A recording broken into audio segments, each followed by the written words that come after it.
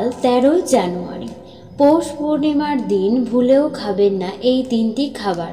তো ভিডিওর মূল পর্বে যাবার আগে আপনারা যারা এখনও আমাদের আইএনডি মোনালিসা ব্লগ চ্যানেলটিকে সাবস্ক্রাইব না করে থাকেন তাহলে অবশ্যই আমাদের চ্যানেলটিকে সাবস্ক্রাইব করে দেবেন। আমাদের ভিডিও ভালো লাগলে ভিডিওটিকে লাইক, কমেন্ট এবং শেয়ার করে দেবেন। হিন্দু ধর্মে পৌষ পূর্ণিমার বিশেষ তাৎপর্য রয়েছে। এই দিন থেকেই প্রয়াগরাজের কল্পবাস শুরু হয়।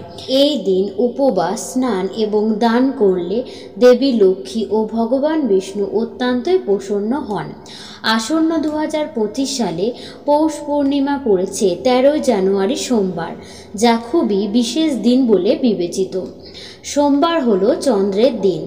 সন্ধ্যায় চাঁদকে অর্ঘ্য দিয়ে উৎসর্গ করার পর পূর্ণিমার উপবাস ভাঙা হয়। এই দিন থেকে মহাকুম্ভ শুরু হয়।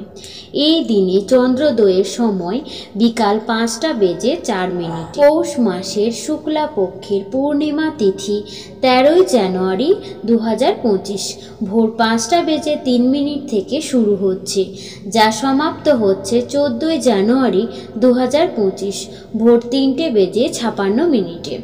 পৌষ পূর্ণিমার দিন সকালে স্নান করে পরিষ্কার পোশাক পরুন। এরপর দেবী লক্ষ্মীকে হলুদের তিলক লাগান এবং তাকে ধূপ ও প্রদীপ দেখান। এছাড়াও পৌষ পূর্ণিমার দিন কিছু টাকার ওপর হলুদ লাগিয়ে দেবী লক্ষ্মীর চরণে অর্পণ করুন এবং পরের দিন তা তুলে নিয়ে আপনার বাড়ির আলমারিতে রাখুন। এই উপায় গ্রহণ করলে আপনার গৃহে আর্থিক সমস্যা দূর হবে। পৌষ পূর্ণিমায় স্নান করার পর ভগবান মধুসূদনের পুজো দিন এবং তাকে সন্তুষ্ট করার চেষ্টা করুন। ধর্মীয় বিশ্বাস অনুসারে স্বর্গস্থান পেতে গেলে ভগবান মধুসূদনের পূজা করা অতি আবশ্যক।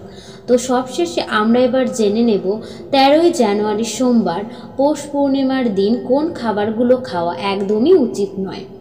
পৌষ মাস হলো দেবী লক্ষ্মীর মাস, তাই এই পৌষ পূর্ণিমায় এমন খাবার খাবেন না যাতে দেবী লক্ষ্মী রুষ্ট হন। পৌষ পূর্ণিমার দিন ভুলেও আমিষ খাবার গ্রহণ করবেন না। আমিষ খাবারের মধ্যে থাকছে মাছ, মাংস এবং ডিম। এছাড়াও এই পৌষ পূর্ণিমার দিন পোড়া জাতীয় কোনো খাবার খাবেন না, যেমন বেগুন পোড়া, টমেটো পোড়া, আলু পোড়া এবং পোড়া রুটি। এর সাথেও এই পৌষ পূর্ণিমার দিন মদ, বিড়ি এবং সিগারেট থেকে সর্বদাই আপনারা বিরত থাকবেন। পৌষ পূর্ণিমার দিন সূর্য ওঠার পর ভুলেও কখনো বাড়িতে ঝাঁট দেবেন না এবং ওই দিন যদি আপনার বাড়িতে কোনো ভিখারি আসে তাহলে তাকে খালি হাতে কখনোই ফিরিয়ে দেবেন না। আপনার সামর্থ্য মতো অবশ্যই তাকে কিছু দান করবেন।